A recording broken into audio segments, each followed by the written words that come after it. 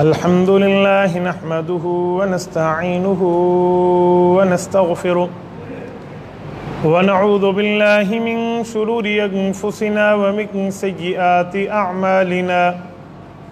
قال الله تبارك وتعالى في كتابه المجيد والفرقان الحميد: أعوذ بالله من الشيطان الرجيم. بسم الله الرحمن الرحيم. رضی اللہ عنہم ورضوا عنہ. صدق اللہ العظیم. میرے معزز دوستو، شوال المکرم سن 1440 ہجری میں نے آپ کی خدمت میں قرآن کریم کی ایک آیت کا ٹکڑا پڑھا ہے. اس آیت میں اللہ رب العزت صحابہ کرام رضی اللہ عنہم اجمعین سے اپنا راضی ہونا اور صحابہ کرام کا اپنے سے راضی ہونا بیان فرما رہے ہیں. میرے دوستو، صحابہ کرام اور اہل بیت دین اسلام کی وہ بنیاد ہیں جنہیں نبوت اور امت کے درمیان پل کا واسطہ دیا گیا ہے. امت کو نبوت کی تعلیمات پہنچتی ہیں اور امت نبوت کی تعلیمات پہ عمل کرتی ہے تو وہ پل صحابہ کرام ہے. اور آپ اس بات سے بخوبی واقف ہیں کہ پل کی حیثیت شہر میں مرکزی حیثیت ہوتی ہے. پرانے زمانے کا پل اور جدید زمانے کا ایئرپورٹ یہ برابر کی حیثیت ہے. پل نہ ہو شہر تک نہیں پہنچا جا سکتا، ایئرپورٹ نہ ہو شہر میں داخلہ جدید دور میں بہت مشکل ہے. پرانے زمانے میں پلوں کو شہر کا دروازہ کہتے تھے، آج کل ایئرپورٹس کو شہر کا دروازہ کہا جاتا ہے. تو ان کی اہمیت اپنے آپ بڑی مسلم ہے. جب رسول اللہ صلی اللہ علیہ وسلم دنیا سے جا رہے تھے تو حضور پاک صلی اللہ علیہ وسلم نے یہی بات ارشاد فرمائی تھی کہ میں تم میں دو چیزیں چھوڑ کے جا رہا ہوں اور دونوں چیزوں کو آپ مضبوطی سے پکڑ لو. یہ امت کو خطاب فرمایا. اگر آپ نے مضبوطی سے نہ پکڑا تو آپ گمراہ ہو جاؤ گے. ایک اللہ کا قرآن اور ایک رسول اللہ صلی اللہ علیہ وآلہ وسلم کے صحابہ کرام کے واسطے سے جو حضور پاک کی سنت میں ملی. فرمایا کہ ترکت فیکم ثقلین، میں نے تمہارے اندر دو چیزیں چھوڑی ہیں. لن تضلوا ما تمسکتم بہما، جب تک تم اس پر مضبوطی سے رہو گے گمراہ نہ ہو جاؤ گے. کتاب اللہ و سنت نبیہ، ایک اللہ کی کتاب ہے اور ایک رسول اللہ صلی اللہ علیہ وسلم کی سنت ہے. دیکھیں، قرآن اور سنت یہ دو ہیرے ہیں، اور ہیرے جس دکان سے ملتے ہیں اس دکان کا نام ہے صحابہ کرام. اگر کوئی بندہ کسی دکان کا دشمن ہو جاتا ہے تو وہ دکان کے در و دیوار کا دشمن نہیں ہوتا، اس کے شٹر کا دشمن نہیں ہوتا، وہ اس کی چھت کا دشمن نہیں ہوتا، اندر پڑے ہوئے خزانے کا دشمن ہوتا ہے. تو صحابہ کرام رضی اللہ عنہم اجمعین سے دشمنی یہ صحابہ سے دشمنی نہیں ہے، یہ ان ہیروں سے دشمنی ہے جن کو قرآن اور سنت کہا گیا ہے. کیوں؟ وہ انہی کے اندر ہے. جس صندوق میں جو چیز ہو نا تو صندوق کا دشمن اندر والی چیز کا دشمن ہے. جس بٹوے میں مال ہو، بٹوے کا دشمن بٹوے کا نہیں ہے، بٹوے کے اندر اندر والے مال کا دشمن ہے. تو صحابہ کرام سے ہمیں قرآن اور سنت ملتا ہے، اس سے دشمنی تو حضور پاک صلی اللہ علیہ وسلم کی قرآن اور سنت سے دشمنی ہے. نمبر دو، دینی معاملات میں صحابہ کی حیثیت اتنی ہے کہ پیغمبر علیہ الصلوۃ والسلام کا صحابی اگر یوں کہہ دے قال رسول اللہ صلی اللہ علیہ وسلم، حضور نے فرمایا، شریعت میں یہ بات ثابت ہے کہ اس صحابی سے گواہ نہیں پوچھا جاتا. حضور نے فرمایا بتا تیرے پاس اس حدیث پر گواہ کون ہے؟ گواہ نہیں پوچھا جاتا. صحابہ سے ہٹ کے کوئی روایت کرے اس سے سند پوچھی جاتی ہے، گواہی پوچھی جاتی ہے، ایویڈنس اور دلیل پوچھے جاتے ہیں. صحابی سے کبھی دلیل نہیں پوچھی جاتی. مثلا صحابی کہہ دے قال رسول اللہ صلی اللہ علیہ وسلم، حضور نے فرمایا تھا، آنکھیں بند کر کے حدیث کی کتابوں میں اسے حدیث مان لیا جاتا ہے. کیوں؟ الصحابۃ کلھم عدول، کہ صحابہ سارے کے سارے سچے ہیں، عادل ہیں، ثقہ ہے، ان میں کاذب جھوٹ نہیں ہے. ایک لفظ صحابی کہہ دے قال رسول اللہ، کہہ دے رأیت رسول اللہ، رأیت رسول اللہ صلی اللہ علیہ وسلم فعل کذا، میں نے حضور کو دیکھا حضور نے یوں کیا، بس وہ مہر ہے، وہ لوہے کا گڑھ ہے، وہ گلنے والی بات نہیں ہے. صحابہ کرام کے بارے میں آتے ہیں کہ یہ وہ شخصیات ہیں جن کو کافر دیکھ کر کہتے تھے کہ یار اس کے ماننے والے یوں ہیں نا تو اس نبی کا چہرہ جھوٹا نہیں ہو سکتا۔ ایک موقع پر حضرت خالد ابن ولید رضی اللہ عنہ بیٹھے تھے، عامر بن نویرہ ایک شخص آیا، بظاہر خود کو مسلمان کہتا، لیکن رسول اللہ کو انگلی اٹھا کے اس نے تو کا لفظ کہہ کر اشارہ کیا۔ حضرت خالد کی تلوار نے اس کی زندگی ختم کر دی۔ فرمایا میری تلوار میں نے بغیرتی کے لیے نہیں رکھی، میں اپنے نبی علیہ الصلوۃ والسلام سے حفاظت اور جان کو قربان کرنا جانتا ہوں۔ یعنی اتنے حد تک حضور سے پیار ہے۔ حضرت ابوبکر صدیق رضی اللہ عنہ کے بارے میں آتا ہے نرم ترین شخصیت ہے، ان سے سختی کا کبھی کوئی جملہ بہت کم سننے میں آیا ہے، لیکن اس ابوبکر صدیق کا ایک جملہ آپ کو سناؤں۔ جب صلح حدیبیہ پر اللہ کے رسول سے کافر گفتگو کر رہے تھے، ان میں ایک کافر حضور سے بات کرتے جو انگلی کی نا تو حضور کی داڑھی مبارک تک اس کا ہاتھ آیا، تو حضرت ابوبکر نے نیام پھینک کے تلوار اٹھا لی تھی، کہا دوبارہ تیری انگلی اس طرف آئی نا تو انگلی نہیں جائے گی، ہاتھ جائے گا واپس، میں کاٹ دوں گا۔ یہ لفظ بولے آنکھیں سرخ ہو گئی تھی، کہا ہم اپنے نبی کی حفاظت کرنا جانتے ہیں۔ یعنی آپ مجھے بتائیں ابوبکر صدیق مکے کا قاضی ہے، جسٹس ہے، 6 ریشم کی فیکٹریوں کا مالک ہے، سپلائی کرتے ہیں، حکم ہے، یعنی لوگ اس سے فیصلہ کراتے ہیں، اور یہ بندہ رسول اللہ کو کندھوں پہ اٹھا کے جب غار ثور میں لایا تو صدیق اکبر کے جسم پر 3 کپڑے تھے، نمبر 1 پگڑی، نمبر 2 قمیص اور کرتا، نمبر 3 شلوار۔ یہ ابوبکر صدیق کا لباس ہے۔ جب غار ثور کے صفائی کی باری آئی تو صدیق اکبر رضی اللہ عنہ نے اپنی پگڑی کو اتار کے اس سے صفائی کی تھی۔ آپ اندازہ لگائیں آج کسی سے ہمارا جتنا بھی پیار ہو، ہم سر کی ٹوپی اتار کے اسے دیں گے اس کے ہاتھ صاف کرنے کے لیے؟ صدیق اکبر نے اپنی پگڑی اتار کے صفائی کی، اور جب جگہ صاف ہو گئی پگڑی کا کچھ حصہ نیچے بچھایا، اور پھر اس کے بعد حضرت ابوبکر صدیق نے اس پگڑی سے چھوٹے چھوٹے پھمبے بنا کر وہ اس کو بند کیا سوراخوں کو۔ مورخین نے لکھا ہے کہ وہ پگڑی ناکافی ہو گئی، سوراخ زیادہ تھے، تو ابوبکر نے قمیض اتاری تھی، کرتا، صدیق اکبر نے کرتے کو پھاڑ کے وہ بند کیا تھا، پھر بھی سوراخ کپڑا ناکافی ہوا تو 1-2 جو سوراخ بچے تھے ان کو اکٹھا کر کے اس پر ایڑی رکھ لی۔ ابوبکر صدیق اس قمیض کے ساتھ مدینہ نہیں پہنچا جس میں قمیض کے ساتھ مدینہ گھر سے نکلے تھے۔ صدیق اکبر رضی اللہ عنہ کے سورسز تھے، 3 دن رسول اللہ کو دودھ پہنچتا رہا صدیق کی اونٹنی ہوگا اسی غار ثور میں، لیکن کافروں کی آنکھیں اللہ نے اندھی کر دی۔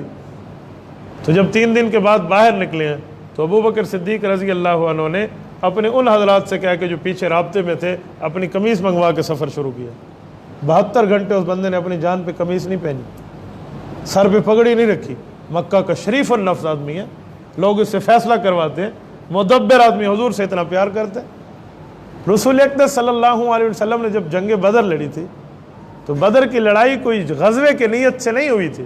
آپ صحیح بخاری کھولیں، جلد نمبر 2 کھولیں، کتاب المغازی کھولیں، حضرت کعب فرماتے ہیں انما عیرا کفار قریش، رسول اللہ صلی اللہ علیہ وسلم کہا رسول اقدس صلی اللہ علیہ وسلم نے ہم سے مشورہ کیا کہ کافر ایک لشکر لے کر، تجارتی قافلہ لے کر جا رہے ہیں، اللہ نے اب ہمیں جہاد کا حکم دے دیا ہے، اذن للذین یقاتلون بانہم ظلموا، اور آپ نے حکم دے دیا آپ جہاد کر سکتے ہو۔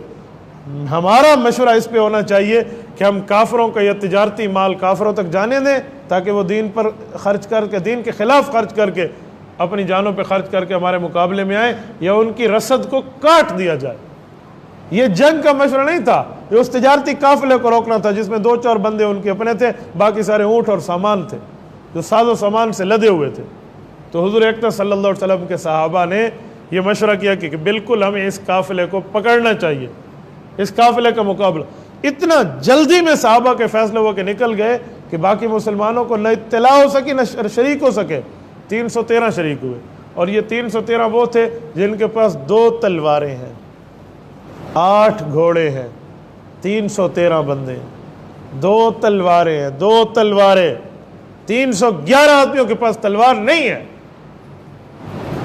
8 بندوں کے پاس گھوڑے ہیں، 305 آدمیوں کے پاس گھوڑے نہیں ہیں، اور مقابلہ 1000 آدمی سے تھا جب ابو جہل لشکر لے کر آیا، مجال کے ان کے پاؤں ڈگمگائے۔ اس ہمتی سے لڑے ہیں، اس جیسی مثال نہیں پیش کی جا سکتی کہ حضور پاک صلی اللہ علیہ وسلم نے ان کی محبت اور جوش کو دیکھ کر جو اللہ سے دعا میں لفظ بولے ہیں نا، 63 سالہ زندگی میں پیغمبر علیہ السلام نے وہ لفظ کبھی دعا میں نہیں بولے. وہ لفظ صرف حضور نے بدر کے میدان میں بولے تھے, اللہم ان تہلک ہذہ العصابہ لا تعبد فی الارض. میرے اللہ اگر یہ میرا مجمع ختم ہو گیا تیری عبادت دنیا میں کون کرے گا. یہ جملہ حضور نے کبھی نہیں بولا, یہ ان کے لیے بولا. اور بدر کے میدان میں ان لوگوں نے جنگ فتح کی ہے, 72 گھنٹے اس جگہ انتظار کیا ہے کہ کوئی کافر پھر پلٹ کے آئے تو ہم دو ہاتھ کریں.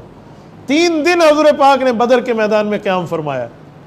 اللہ آپ کو لے جائے, آپ بدر میں جائیں, آپ مسجد عریش دیکھیں. وہاں یہ مسجد عریش وہ جگہ ہے جہاں 3 دن رسول اللہ نے نمازیں پڑھی ہیں. وہاں 15 نمازیں اللہ کے رسول نے ادا کی ہیں. یہ اس جگہ آج مسجد قائم ہے. یہ میدان بدر ہے. یہ ڈرنے والے تھے, انہیں ڈرنے والے کہا جاتے. میں حیران ہوں ہمارے ملک کی کیا کہتے ہیں کلیدی عہدوں پر فائز شخصیات کا عالم یہ ہے جو کہتے ہیں 313 تو نبی کے ساتھ گئے تھے, باقی ڈر رہے تھے. لا الہ الا اللہ محمد الرسول اللہ کس بنیاد پر کہا جا رہا ہے؟ بھئی آپ کی تعلیم نہیں ہے, آپ ایجوکیٹڈ نہیں ہیں اسلام کے بارے میں گفتگو کرنا, آپ کو کس نے کہا آپ بات کریں؟ کس بنیاد پر بات کر رہے ہیں؟ اور وہ بھی اتنی کلیدی بنیاد پر بیٹھ کے بندہ بات کرے. میں اس پر بہت حیران ہوں کہ آپ نے تو صحیح بخاری کا مطالعہ کر لیا ہوتا, یہ حضرت کعب کی حدیث دیکھ لی ہوتی تو آپ کو پتہ چل گیا ہوتا کہ وہ قافلے کے لیے نکلے تھے, جنگ تو راستے میں ہو گئی. باقیوں کو ڈرپوک کہنا اور باقیوں کو غلط کہنا چھ معنی دارت. اچھا پھر جنگ احد کا پس منظر بتاؤں. جنگ احد میں رسول اللہ صلی اللہ علیہ وسلم نے 50 تیر اندازوں کو حکم کیا اس جگہ ٹھہر جاؤ, ہم جیتے یا ہاریں تم نے یہاں ٹھہرنا ہے. جی ٹھیک ہے یا رسول اللہ. وہ ٹھہر گئے. اور جب جنگ ختم ہو چکی تھی, سنو, جب جنگ ختم ہو چکی تھی, مسلمانوں کے زخمی تڑپ رہے ہیں, پیاسے ہیں کچھ لوگ, کوئی بوڑھے ہیں, کوئی جوان ہیں, کوئی بچے ہیں, کوئی رشتہ دار ہیں, اور مسلمانوں کے شہداء ہیں, اور وہ کافر اپنا مال چھوڑ کے بھاگ گیا ہے. یہ 3 چیزیں سامنے ہیں, زخمیوں کی امداد, شہداء کی تدفین اور کافر کا بچا ہوا مال. ان 50 تیر اندازوں نے آپس میں مشورہ کر کے اپنے امیر عبداللہ بن جبیر کو عرض کیا کہ امیر صاحب ہم ان مسلمانوں کے ساتھ نہ جائیں, وہ دیکھو وہ زخمی تڑپ رہا ہے, وہ ہمارا بھائی پیاسا ہے, وہ شہید ہے, یہ ہمارے فیملی کے لوگ ہیں. 700 آدمی تو کل تھے, 50 ادھر چہرے 650 جنگ لڑ رہے ہیں, ہمیں جانا چاہیے. امیر نے کہا بات تو آپ کی ٹھیک ہے امداد کر, لیکن حضور علیہ السلام نے فرمایا یہاں سے نہ ہٹنا, ہم جیتے یا ہاریں ہمیں نہیں ہٹنا چاہیے. تو شرکاء نے امیر صاحب سے عرض کیا حضرت امیر محترم حضور پاک کا یہ حکم تو جنگ تک تھا, جنگ تو ختم ہو چکی, لہذا ہمیں جانا چاہیے. 35 آدمی چلے گئے, 15 آدمی پھر بھی ٹھہر گئے. جب یہ 35 گئے, جو کافر جا رہا تھا بھاگ کے, انہوں نے درہ خالی دیکھا تو پلٹ کے حملہ کیا. ٹھیک ہے, یہ اجتہادی لغزش سی ہو گئی. اس کے بعد مسلمانوں کا نقصان ہوا. پھر قرآن کی آیت اتری, اللہ نے ان 35 بندوں کو معاف کر دیا. عفا عنہم کی آیت اتار دی اللہ نے. جب رب العزت نے معاف کر دیا, رسول اللہ نے سینے سے لگا کے بات ختم کر لی. اب کسی کو کیا اختیار ہے وہ ان پر بات کرے, پرنسپل اعتراض کرے, استاد کو چاہیے کلاس میں لاگو کرے, شاگرد کو چاہیے بات مانے. اللہ نے حکم دیا, نبی نے لاگو کیا, صحابہ نے مان لیا. آؤٹ سائڈر کون ہوتا ہے اعتراض کرنے والا؟ جس کا تعلق نہ پرنسپل شپ سے ہے, نہ جس کا تعلق ٹیچر شپ سے ہے, نہ جو اسٹوڈنٹ ہے, وہ آؤٹ سائڈر ہے. اسے کس نے کہا تو صحابہ اور نبی کے مقابلے میں جج بن, قاضی بن؟ تو کیا ان نے لوٹ مار کی تھی؟ لوٹ مار کرنے والے لٹیرے ہوتے ہیں, نبی کے صحابہ نہیں ہوتے. اگر مال غنیمت کو لوٹ مار کہنا ہے تو پھر پیغمبر لوٹا ہوا مال کھاتے تھے. صحیح مسلم میں حدیث اللہ کے رسول فرماتے ہیں احلت لی الغنائم, میرے اللہ نے غنیمت کا مال مجھ محمد صلی اللہ علیہ وسلم کی برکت سے پوری امت کے لیے حلال کر دیا ہے. کیا لوٹے ہوئے مال حلال ہوتے ہیں؟ لٹیرے اور لوٹے ہوئے مالوں کو حلال مال کہا جاتا ہے؟ یہ لاجک پیش کرنا کہ جب لوٹ مار شروع ہوئی تو صحابہ ادھر آ گئے, انہوں نے حضور کی نافرمانی کی, شرم کرنی چاہیے, ڈوب کے مر جانا چاہیے چلو پانی لے کر. ان لوگوں کو کہہ رہے ہیں جن پر اللہ نے معافی کی آیت اتار دی. میں حیران ہوں, اگر یوں ہوتا کہ حضور ناراض ہوتے تو حضور ان صحابوں کو کہہ سکتے تھے میرے سامنے نہ بیٹھا کرو، کہہ سکتے تھے میرا تم سے کوئی تعلق نہیں. حضور سینے سے لگا رہے ہیں، اللہ قرآن میں آیات اتار رہے ہیں، وہ معافی ہو گئی ہے اور پیغمبر علیہ الصلوۃ والسلام راضی ہو گئے ہیں. تمہیں کس نے کہا ہے؟ اس کا معنی ہے تمہیں اللہ کی رضا پہ راضی ہونا نہیں آتا، رسول اللہ کے راضی ہونے پہ راضی ہونا نہیں آتا. آپ کو اپنے پڑھے لکھے لوگوں کی بات نظر آتی ہے. میرے ذہن سے ایک چیز نہیں جا رہی، کیا آکسفورڈ یونیورسٹی یہی تعلیم سکھاتی ہے کیا مال غنیمت کو لوٹ مار کہیں؟ نہیں، آپ حضرات نے نہیں سنا یہ جملہ، ہمارے پرائم منسٹر کی گفتگو آپ نے نہیں سنی. نہیں، میں حیران ہوں آپ مال غنیمت کو لوٹ مار کہیں گے. اور اگر آپ مجھے اجازت دیں تو میں ایک جملہ پڑھ کے کہتا ہوں، قادیانی وہ طبقہ ہے جو جہاد کو حرام کہتے ہیں، مال غنیمت کو لوٹ مار کہتے ہیں. مرزا قادیانی نے جھوٹا نبوت کا دعویٰ کیا تو پیروکاروں فالوورز نے پوچھا معجزہ، انہوں نے کہا جی میرا معجزہ ہے، جہاد حرام ہو گیا. مرزا قادیانی نے، کذاب نے رسول اللہ صلی اللہ علیہ وسلم کی تاج نبوت پہ حملہ کر کے معجزہ جہاد کے حرام ہونے کا دیا. تو جب جہاد حرام ہے تو اس میں کھینچا گیا مال لوٹ مارو بھی نا، تو لوٹ مار تو مرزا ہی کہہ رہا ہے، مسلمان کا کام تو نہیں ہے. لوٹ مار تو قادیانی کہہ رہا ہے، اہل اسلام کا کام نہیں ہے. غنیمت کو لوٹ مار کہنا ان کا کام ہے جو نبوت کے بعد کاسبہ نبوت مانتے ہیں، یہ مسلمانوں کا کام تو نہیں ہے. حضور علیہ الصلوۃ والسلام اور حضور کے صحابہ کو لوٹے ہوئے مال کھانے کی بات کرنا. ایک بندہ مجھے کہنے لگا مال غنیمت بھی تو لوٹ لیا جاتا ہے نا. میں نے کہا لوٹ لینا کسے کہتے ہیں؟ کہتے دوسروں سے لے لیا جاتا ہے. تو میں نے کہا دوسروں سے لے لیا جاتا ہے، حق بنتا ہے یا نہیں بنتا؟ حق بنتے ہیں، اللہ کہتے ہیں حلال ہے. یار ہر چیز کا مالک اللہ ہے. جب کافر کو رب نے مال دیا اور اس نے اللہ کے مقابلے میں خرچ کیا تو اللہ فرماتے ہیں جب دین کے مقابلے میں مال لے کر آئے ان سے لے لو. اب یہ اس مال کے مالک کی حیثیت ہے ہی نہیں ان کی، یہ اپنے مال کو اسلام کے خلاف کیوں لگا رہے؟ تو احلت للغنائم. اچھا ایک جملہ اور کو، بیٹے کے لیے والد کی کمائی احل الحلال ہے. ایک ہوتا ہے حلال، ایک ہوتا ہے احل الحلال، حلالوں میں حلال. اولاد جو اپنے والد کی کمائی ہوئے مال کو کھاتی ہے نا، تو اولاد اپنے والد کی مال کو احل الحلال کھاتی ہے. اور امت میں دوسرے نمبر پہ احل الحلال مال مال غنیمت ہے. یہ شریعت نے اس مال کی تعلیم دی ہے کہ جو مال غنیمت کا مال ہے یہ احل الحلال ہے. بلکہ ایک حدیث میں آتا ہے اللہ کے رسول صلی اللہ علیہ وسلم نے فرمایا رزقی تحت رمحی، میرے نیزے کی نوک کے نیچے اللہ نے میرا رزق رکھا ہے، مال غنیمت.